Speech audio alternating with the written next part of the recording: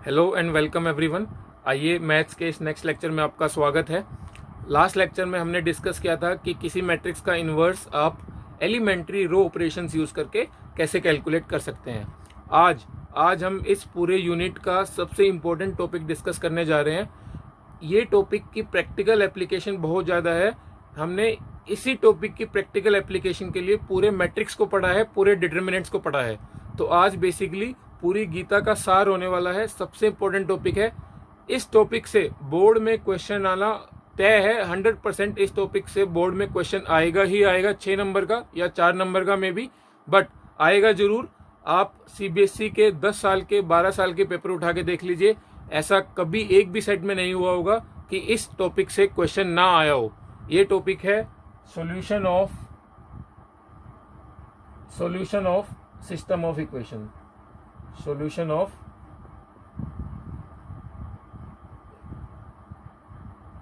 Systems of equation, ये topic का नाम है solution of system of equations. पूरे मैट्रिक्स वाली यूनिट का प्रैक्टिकल एप्लीकेशन आप आज के लेक्चर में सीखेंगे। अगर आप आज का लेक्चर ढंग से अटेंड कर लेते हैं तो बोर्ड में 6 नंबर लेने से आपको कोई नहीं रोक सकता है। पूरे लेक्चर का क्रक्स मैं लास्ट में इसको समराइज करूंगा। ये लेक्चर आज आपके 6 नंबर का होने वाला है। मे बी इस लेक्चर की लेंथ की वजह से, ज़्यादा नंबर ऑफ प्रॉब्लम्स की वजह से हमको इस लेक्चर को 2 पार्ट में करना पड़े। आइए स्टार्ट करते हैं इस लेक्चर को। सपोज आपके पास 3 लीनियर इक्वेशन है, a1x plus b1y plus c1z is equal to d1, a2x plus b2y plus c2z is equal to d2, a3x plus b3y plus c3z is equal to d3। a1 b1 c1 d1, a2 b2 c2 d2 ये सारे constants हैं, इनकी कुछ ना कुछ numerical value आएगी। यहाँ पे वेरिएबल्स है एक्स वाई जेड, जिन वेरिएबल्स की वैल्यू आपको निकालनी है। देखो 3 वेरिएबल है, 3 इक्वेशन है। इन इक्वेशंस को हम एलिमिनेशन मेथड से भी सॉल्व कर सकते हैं। आपने इन दोनों इक्वेशन को यूज किया, जेड सब्स्टिट्यूट कर दिया, जेड एलिमिनेट कर दिया। इन दोनों को यूज किया, जेड एलिमिनेट कर दिया। जो 2 रिलेशन आएंगी वहां से आप एक्स और वाई की वैल्यू निकाल सकते हैं। लेकिन वो तरीका थोड़ा सा कॉम्प्लिकेटेड है, एंड अगर आपकी नंबर ऑफ इक्वेशन 3 से ज्यादा हो जाए तो एलिमिनेशन वाला मेथड और टफ हो जाता है। उसके लिए मैट्रिक्स वाला मेथड बहुत ही हैंडी है। इसके लिए हम क्या करेंगे, 3 मैट्रिक्स बनाते हैं। सबसे पहले ए मैट्रिक्स, जिसको हम बोलते हैं कोफिशिएंट मैट्रिक्स, मैं लिख दूंगा a1 b1 c1। यहाँ पे हम एक्स वाई जेड के कोफिशिएंट्स लिखने वाले हैं, इसीलिए इसका नाम होता है coefficient matrix. a3 b3 c3, ये है आपकी कोफिशिएंट मैट्रिक्स, क्योंकि इसके अंदर हमने जो वेरिएबल है एक्स वाई जेड उनके कोफिशिएंट्स लिखे हैं। कोफिशिएंट मैट्रिक्स ये है, कैपिटल एक्स से डिनोट करते हैं हम एक्स वाई जेड इस कॉलम मैट्रिक्स को। ये आपकी वेरिएबल मैट्रिक्स या फिर अननोन मैट्रिक्स भी बोलते हैं, क्योंकि हमको एक्स वाई जेड की ही वैल्यू अननोन है, वही हमको निकालनी है। और लास्ट में आपकी बच गई एक और कॉलम मैट्रिक्स, इसको हम बी से डिनोट करते हैं। स्टैंडर्ड नोटेशन है d1 d2 एंड d3। ये है आपके कॉन्स्टेंट्स की column matrix d1 d2 d3 X Y Z and a1 b1 and so on. तो बेसिकली अगर आप देखेंगे ये इक्वेशन किस तरीके से लिखी हुई है, a into x is equal to B. अगर आप इन दोनों मैट्रिक्स को मल्टीप्लाई करेंगे, ये एक 3 इंटू 3 की मैट्रिक्स है, ये एक 3 इंटू 1 की मैट्रिक्स है। इन दोनों का मल्टीप्लीकेशन तो पॉसिबल है, क्योंकि इसके कॉलम इसके रोज के बराबर है। तो इनका रिजल्ट कितना आएगा, 3 इंटू 1 की मैट्रिक्स, 3 इंटू 1 की मैट्रिक्स, इनका रिजल्ट आ गया। तो इसका मतलब जब आप इन दोनों मैट्रिक्स को मल्टीप्लाई करेंगे तो आपको ये मिलेगी। मल्टीप्लाई करके देख लेते हैं। a1x, हम रो वाई कॉलम मल्टीप्लाई करते हैं, a1x plus b1y plus c1z। अगर आप एलिमेंट वाइज एलिमेंट कंपेयर करेंगे वो d1 के इक्वल आएगा। देख लीजिए a1x b1y c1z is equal to d1। Similarly अगर आप second row third row check करेंगे तो आपको ये रिलेशन पक्का वैलिड मिलेगी, a into x is equal to B. A हमारी कोफिशिएंट मैट्रिक्स, एक्स जो है variable matrix unknown matrix, and b जो है कांस्टेंट मैट्रिक्स, जो d1 d2 d3 आपके इधर कांस्टेंट दे रखे हैं, जिनके साथ एक्स वाई जेड कोई वेरिएबल अटैच्ड नहीं है। तो a into x is equal to B, यहां तक नोट करिए।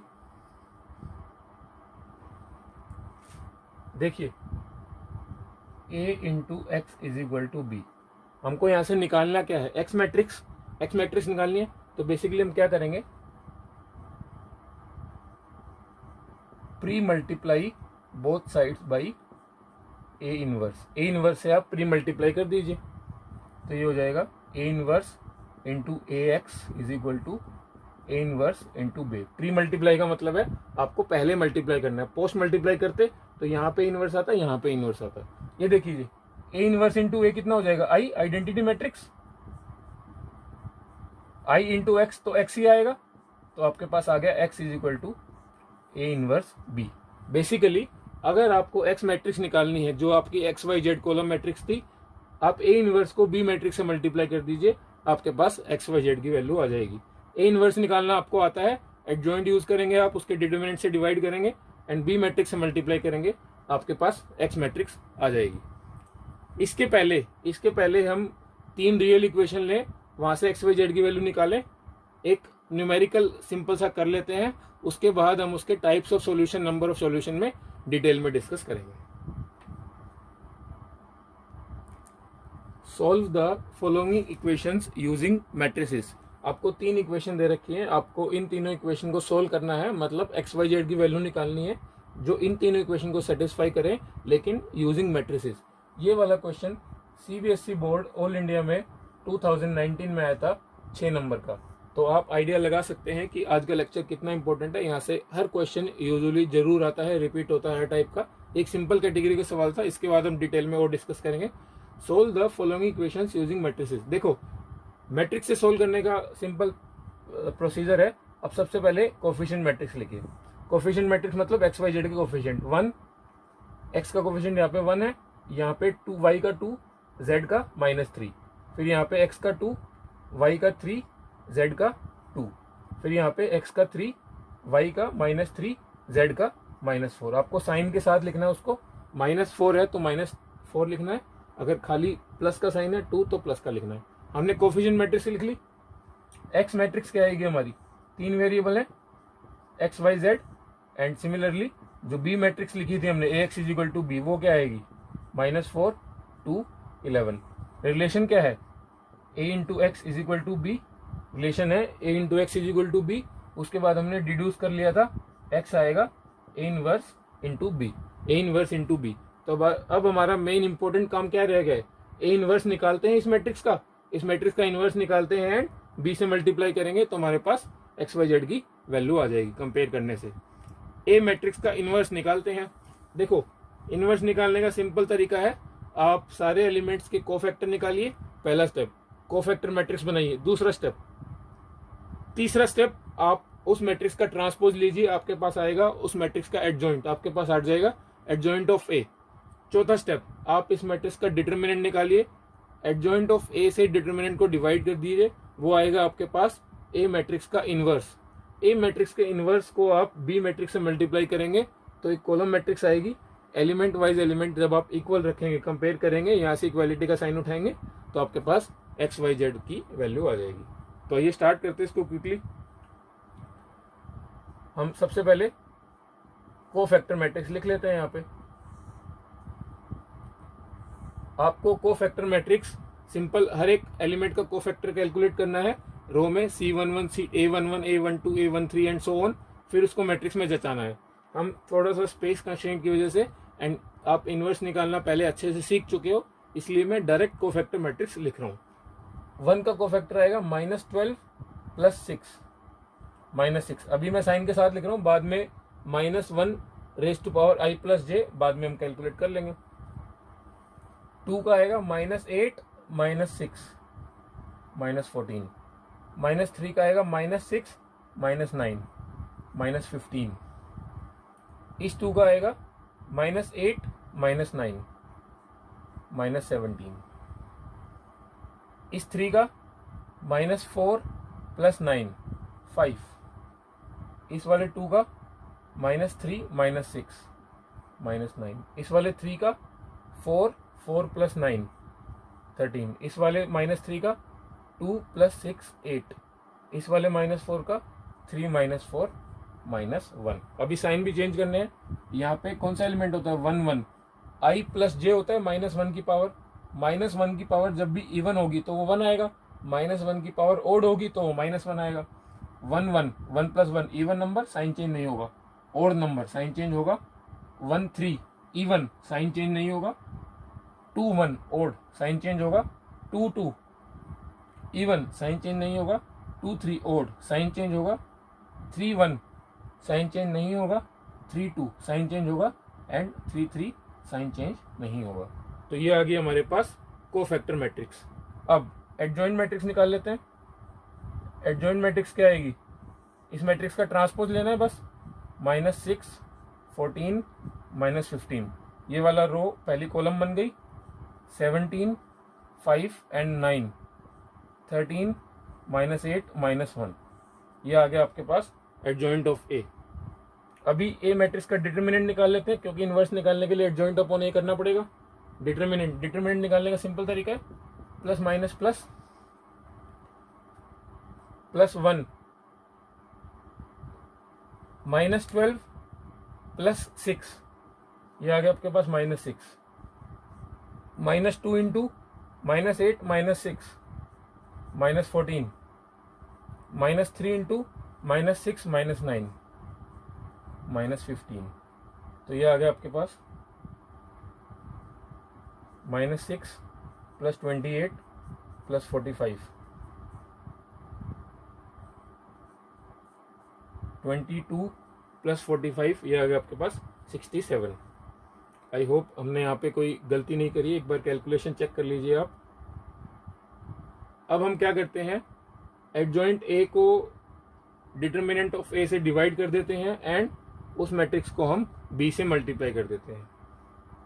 तो ये आ जाएगा हमारे पास x = A inverse 1/67 into adjoint matrix लिखते हैं -6 17 13 14 5 -8 -15 9 एंड -1। इसको आपको मल्टीप्लाई करना है बी मैट्रिक्स से।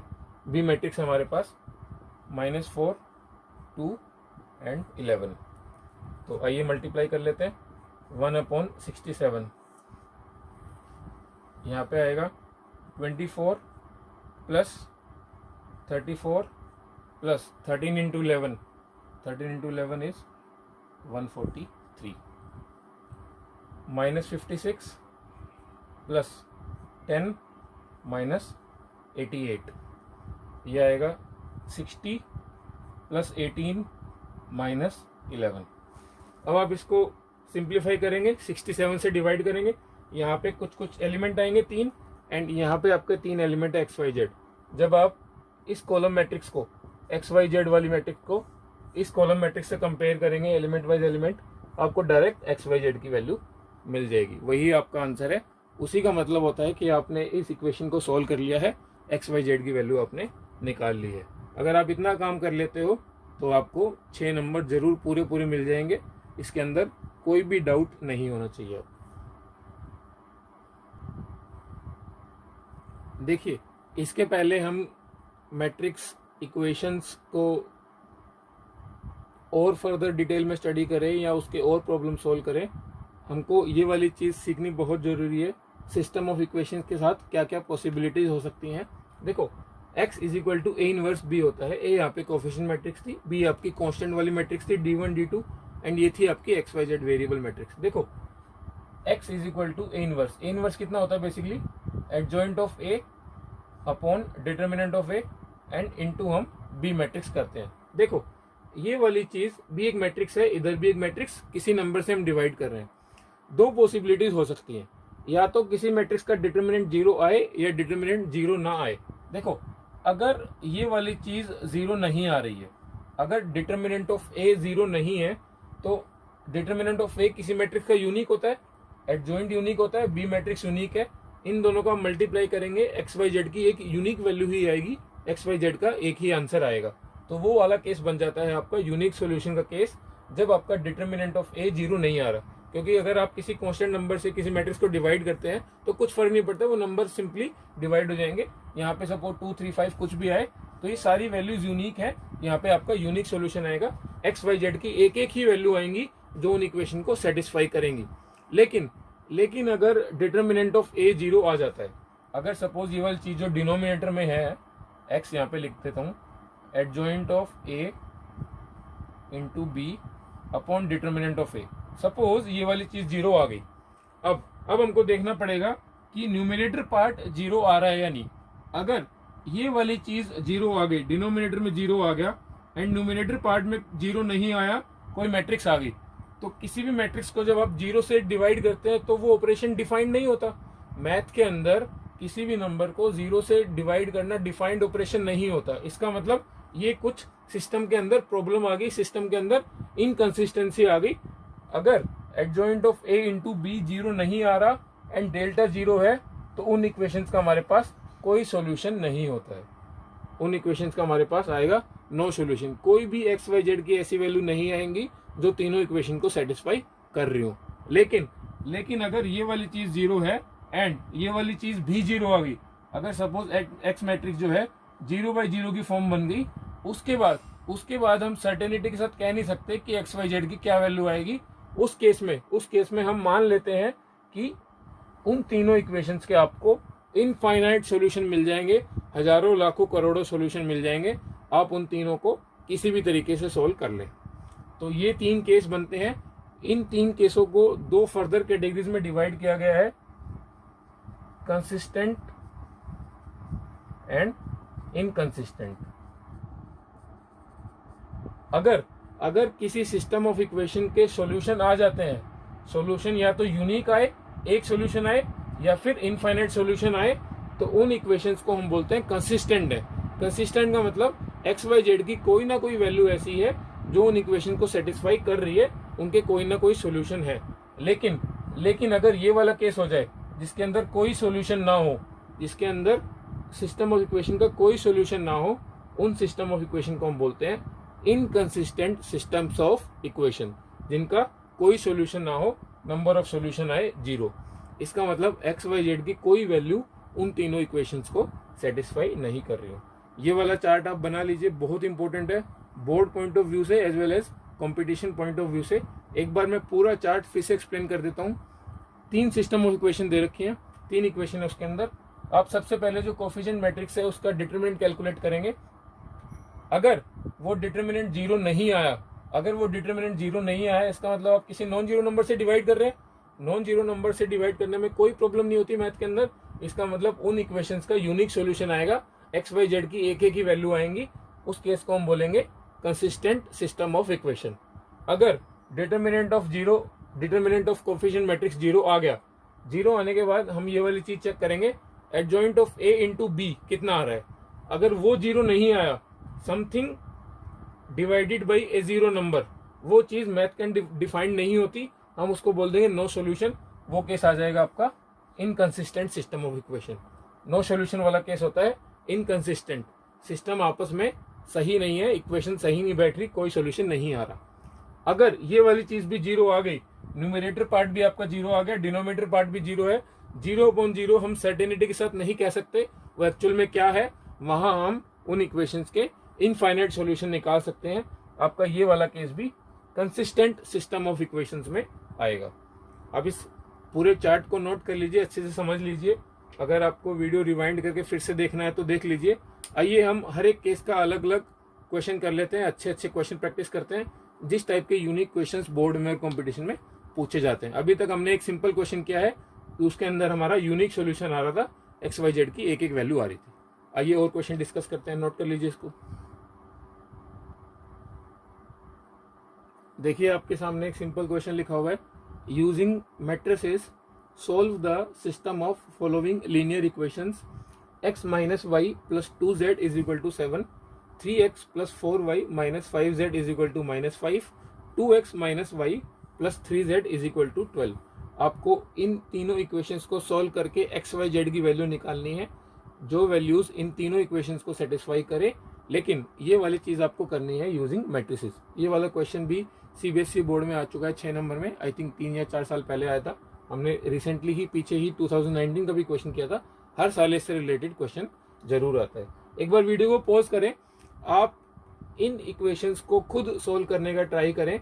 तरीका मैंने आपको ऑलरेडी बता रखा है।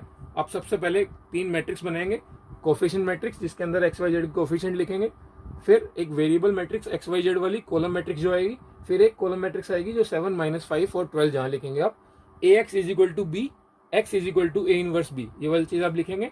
उसके बाद आप कोफिशिएंट मैट्रिक्स का डिटर्मिनेंट निकालेंगे चेक करने के लिए कि हाँ इस इक्वेशन के सॉल्यूशन है या नहीं है, तो इनफाइनाइट है या यूनिक है, इस तरीके से। फिर आप उसके बाद एडजॉइंट ऑफ ए निकालेंगे एंड मल्टीप्लाई करेंगे, वो सब प्रोसीजर आप फॉलो करेंगे। आइए एक बार इस क्वेश्चन को क्विकली हम कर लेते हैं। सबसे पहले मैं कोफिशिएंट मैट्रिक्स बना के यहाँ पे लिख देता हूँ 1 -1 2 1 -1 और 2, सिमिलरली 3 4 -5 2 -1 एंड 3। ये मैट्रिक्स मल्टीप्लाई होगी एक्स वाई जेड से, स्मॉल एक्स वाई जेड से, एंड रिजल्ट आएगा 7 -5 और 12। तो हम सिंपली लिख सकते हैं x is equal to A inverse B, A inverse से प्री मल्टीप्लाई करने के बाद ये आ जाता है। अब हमको सिंपली इस मैट्रिक्स का इनवर्स निकालना है। जो स्टैंडर्ड चार्ट था प्रोटोकॉल के हिसाब से फर्स्ट स्टेप क्या है हमारा, डिटर्मिनेंट ऑफ ए निकालना। डिटर्मिनेंट ऑफ ए कैलकुलेट कर लेते हैं। चलो ए मैट्रिक्स हमारे पास है ही, ये वाली भी, +1 इंटू 12 -5 7 माइनस ऑफ -1, ये भी +1 हो जाएगा, 9 9 + 10 19 9 + 10 19 +2 इंटू -3 -8 -3 -8 -11, ये हो जाएगा 7 + 19 26 -22, ये आ जाएगा आपके पास 4। डिटर्मिनेंट ऑफ ए की वैल्यू आ गई आपके पास 4। डिटर्मिनेंट ऑफ ए 0 नहीं है, इसका मतलब इन सारी इक्वेशंस के या तो इनफाइनाइट सॉल्यूशन होंगे, सॉरी डिटर्मिनेंट ऑफ ए 0 नहीं है ना, डिटर्मिनेंट ऑफ ए 0 नहीं है, इसका मतलब इन सारी इक्वेशंस का यूनिक सॉल्यूशन आएगा। जो हमने चार्ट में आरएचएस साइड में ब्रांच बनाई थी, डिटर्मिनेंट 0 नहीं है, नॉन जीरो नंबर से डिवाइड करना कोई दिक्कत नहीं है, इसका मतलब इन सारी इक्वेशंस का यूनिक सॉल्यूशन आएगा। आइए यूनिक सॉल्यूशन क्या आएगा वो निकाल लेते हैं। उसके पहले हम सबसे पहले ए मैट्रिक्स का इन्वर्स निकालेंगे। ए मैट्रिक्स का इन्वर्स निकालने के लिए एडजॉइंट ए निकालना पड़ेगा। एडजॉइंट ए निकालने के लिए कोफैक्टर मैट्रिक्स निकालनी पड़ेगी। कोफैक्टर मैट्रिक्स कैलकुलेट कर लेते हैं क्विकली। 12 -5 7 9 + 10 19, साइन हम बाद में चेंज कर लेंगे 2 -3 -8 -11, इस 3 का आएगा -3 + 2 -1, इस 2 का आएगा 5 -8 5 -8 -3, इस वाले 4 का आएगा 3 -4 -1, इस वाले 5 का आएगा -1 + 2 1, इस वाले -1 का आएगा -5 -6 -11, और लास्ट वाले 3 का आएगा 4 + 3 7। इसके अंदर साइन चेंज करने हैं। 1 + 1 1 की पावर -1 की पावर इवन आएगी, चेंज नहीं होगा। यहाँ पे ओड आएगी, चेंज होगा। 1 3 इवन, 2 1 ओड चेंज होगा। 2 2 इवन चेंज नहीं होगा। 2 3 चेंज होगा। 3 1 चेंज नहीं होगा। 3 2 चेंज होगा। 3 3 चेंज नहीं होगा। ये आ गया हमारे पास कोफैक्टर मैट्रिक्स। अब एडजॉइंट ए निकाल लेते हैं। तो आपका x जो आ जाएगा वो कितना आ जाएगा, adjoint a into B upon determinant of a। Adjoint a simply क्या होगा, इसका ट्रांसपोज 7 -19 -11 1 -1 -1 -3 11 एंड 7। इसको आपको मल्टीप्लाई करना बी मैट्रिक्स से। बी मैट्रिक्स है आपकी ये वाली 7 -5 एंड 12, और जो रिजल्ट आएगा उसको आपको डिवाइड करना है डिटर्मिनेंट ऑफ ए जो हमने निकाला था 4। ये आ जाएगी आपकी एक्स मैट्रिक्स या फिर एक्स वाई जेड की वैल्यू। आइए मल्टीप्लाई कर देते हैं सिंपली। 7 × 7 49 -5 -36 -114, सॉरी -19 × 7 -113 +5 प्लस ये आ जाएगा आपका 132 -77 +5 +84। ये सिंप्लीफाई कर लेते हैं हम इसको। 1/4 टाइम्स 19 49 माइनस ये आएगा 8 -1 4 89 -17 12। अब आप इसको सारे एलिमेंट को 4 से डिवाइड कर दीजिए। यहाँ पे लिख देता हूँ मैं। एक्स मैट्रिक्स थे आपके X Y Z, is equal to 4 से डिवाइड किया, ये आ जाएगा 2, ये आ जाएगा 1, ये आ जाएगा 3। जब आप एलिमेंट टू एलिमेंट कंपेयर करेंगे, x की वैल्यू 2, y की वैल्यू 1 एंड z की वैल्यू 3। तो ये है आपका फाइनल सॉल्यूशन, x की वैल्यू 2, y की वैल्यू 1 एंड z की वैल्यू 3। अगर आपको अपना आंसर चेक करना है तो एक्स वाई जेड की ये वाली वैल्यूज आप किसी भी इक्वेशन में रख के देख लीजिए, आपको इक्वेशन सेटिस्फाई होती हुई दिखेगी। तो हम एक्स वाई जेड की वैल्यू एक बार फर्स्ट इक्वेशन में रख के देख लेते हैं। एक्स की वैल्यू 2, 2 माइनस वाई की value 1, 2 minus 1 1 plus 2 into 3 6, 1 plus 6 is equal to 7। हाँ, एक्स वाई जेड की वाली वैल्यू इस इक्वेशन को सेटिस्फाई करते हैं। सिमिलरली आप चेक करेंगे, दोनों इक्वेशन को सेटिस्फाई करते हुए मिलेगी। हेंस हमारा फाइनल आंसर है 2, 1 एंड 3। नोट कर लीजिए इस क्वेश्चन को। देखिए आपकी स्क्रीन के ऊपर एक और क्वेश्चन लिखा हुआ है। ये 3 इक्वेशन है, 1 2 3। आपको इन तीनों इक्वेशंस को सोल्व करना है, एक्स वाई जेड की वैल्यू निकालनी है यूजिंग मैट्रिसेस मेथड। ये वाला क्वेश्चन भी बोर्ड्स में पूछा जा चुका है। तो एक बार आप वीडियो पॉज करें, सोचें कि किस तरीके से आप 1/x, 1/y, 1/z को डील कर सकते हैं। अगर यहाँ पे सिंपली खाली 2x, 3y, 10z इस तरीके से होता तो आप इस इक्वेशन को आराम से सोल्व कर सकते थे। अभी हमने 2-3 एग्जाम्पल किए हैं, लेकिन यहाँ पे तो 2/x, 3/y इस तरीके से आ गया, तो थोड़ी सी गड़बड़ होगी, क्वेश्चन पूरा चेंज हो गया। एक बार आप वीडियो पॉज करें, सोचें इस क्वेश्चन को आप कैसे सोल्व कर सकते हैं। आइए देखते हैं कैसे सोल्व करें इस क्वेश्चन को। तो बहुत सिंपल तरीका है हमारे पास। हम क्या कर लेते हैं, let us assume 1/x is equal to a, 1/y is equal to b and 1/z is equal to c। हम क्या करते हैं, इन इक्वेशंस को 1/x वाली फॉर्म से हटा के सिंपल लीनियर फॉर्म में ले आते हैं। हमने एज्यूम कर लिया 1/x को a, 1/y को v और 1/z को c। तो ये इक्वेशन किस तरीके से हो जाएंगी, 2a plus 3b plus 10c is equal to 4। ये वाली इक्वेशन क्या हो जाएगी, 4a minus 6b plus 5c is equal to 1। ये वाली इक्वेशन क्या हो जाएगी, 6a plus 9b minus 20c is equal to 2। तो अब आपके पास आ गई सिंपल लीनियर इक्वेशन। 3 वेरिएबल हैं, 3 इक्वेशन, वही वाली हमारी ओरिजिनल फॉर्म जिसको हम हमेशा से सॉल्व करते आए हैं। तो अब हम इजीली ए बी सी की वैल्यू निकाल सकते हैं। अब इसके बाद वाले स्टेप्स आप करने की कोशिश करिए, अगर आप कर पाते हैं तो बहुत अच्छी बात है। ये वाला क्वेश्चन जरूर आने के प्रोबेबिलिटी है। आइए देखते हैं इस क्वेश्चन को कैसे सॉल्व करें। वही procedure, x is equal to A inverse B, coefficient matrix निकालिए, बी मैट्रिक्स लिखिए, एक्स वाई जेड की जगह इस बार ए बी सी आ जाएगा एंड आप ए इनवर्स निकालेंगे। स्टैंडर्ड प्रोटोकॉल में पहली चीज क्या करते हैं, हम कोफिशिएंट मैट्रिक्स लिख के डिटरमिनेंट ऑफ कोफिशिएंट मैट्रिक्स निकालते हैं। 2 3 10, 4 minus 6 5, 6 9 minus 20 into X Y Z is equal to 4 1 and 2। ये हमारी मैट्रिक्स अरेंज होगी, कोफिशिएंट मैट्रिक्स वेरिएबल वाली एंड कांस्टेंट वाली। तो इस मैट्रिक्स का इन्वर्स निकालना है, उसके पहले डिटरमिनेंट निकाल लेते हैं इस मैट्रिक्स का।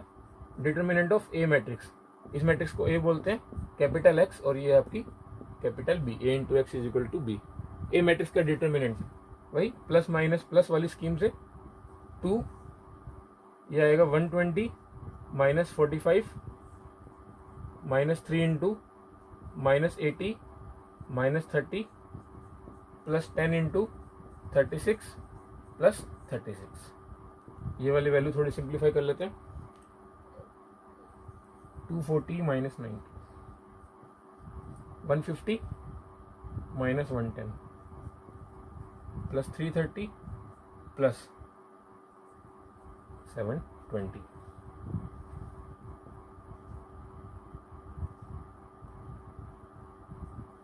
ये आ गया आपके पास determinant of A is equal to 1200। एक बार आप कैलकुलेशन चेक कर लीजिए। तो हमारे डिटरमिनेंट की वैल्यू आ गई 1200। 1200 बेसिकली क्या है, 0 के बराबर नहीं है। इसका मतलब कोफिशिएंट मैट्रिक्स का डिटरमिनेंट 0 नहीं है। अगर डिटरमिनेंट 0 नहीं होता तो कौन सा केस बनता है, यूनिक सॉल्यूशन वाला केस बनता है, क्योंकि हम किसी नॉन जीरो नंबर से डिवाइड करते हैं। अब हमारा काम है सिंपली एडजॉइंट मैट्रिक्स निकालना। एडजॉइंट मैट्रिक्स को बी मैट्रिक्स से मल्टीप्लाई करेंगे एंड डिटरमिनेंट ऑफ ए से डिवाइड कर देंगे। हमारे पास ए बी सी की वैल्यू आ जाएगी। ए बी सी की वैल्यू जैसे ही आपके पास आती है, आपके पास एक्स वाई जेड की वैल्यू आ जाएगी। यहाँ पे आप एक्स वाई जेड की जगह ए बी सी लिख ले तो ज़्यादा बेटर है, क्योंकि हमने यहाँ पे ट्रांसफॉर्मेशन कर ली थी। इन द एंड आपको निकालनी एक्स वाई जेड की ही वैल्यू है, लेकिन वो हमारे लिए इजी हो गया ABC सब्स्टिट्यूट करके।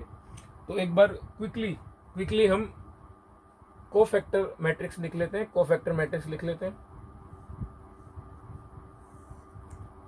Cofactors 120 minus 45, 75 minus 80 minus 30 minus 110, 36 plus 36 72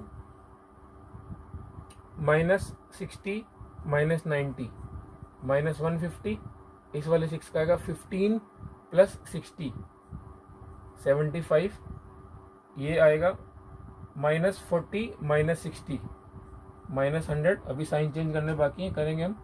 5 वाले का 18 माइनस 18 0, इस वाले 9 का 10 माइनस 40 माइनस 30, इस वाले 20 का माइनस 12 ये आएगा माइनस 24।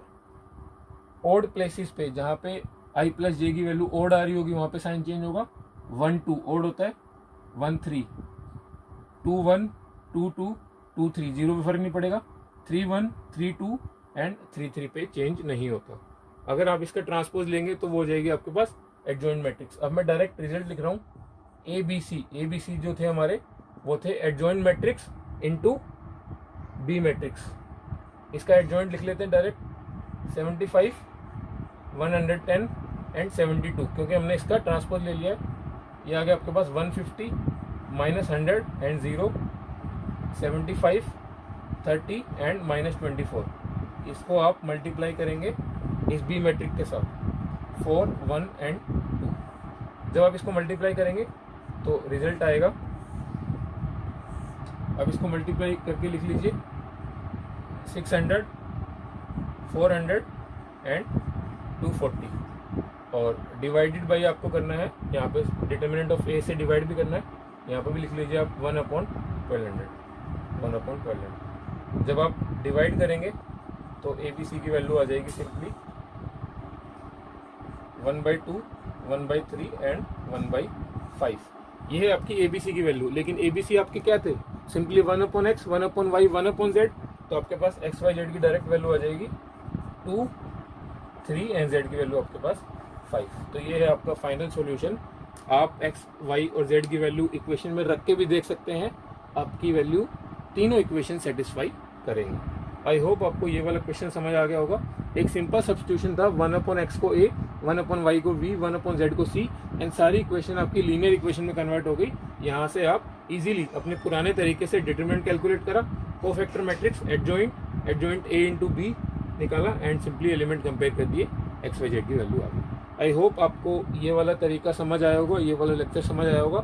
के क्वेश्चन किस तरीके से हम तीन इक्वेशंस को और तरीके से सोल्व कर सकते हैं, जो भी डिफरेंट टाइप के क्वेश्चंस बोर्ड में आते हैं वो हम नेक्स्ट लेक्चर में डिस्कस करेंगे। नेक्स्ट लेक्चर में हम केवल और केवल खाली न्यूमेरिकल प्रॉब्लम डिस्कस करने वाले हैं जो मैट्रिक्स से प्रैक्टिकल एप्लीकेशन से रिलेटेड है। Thank you.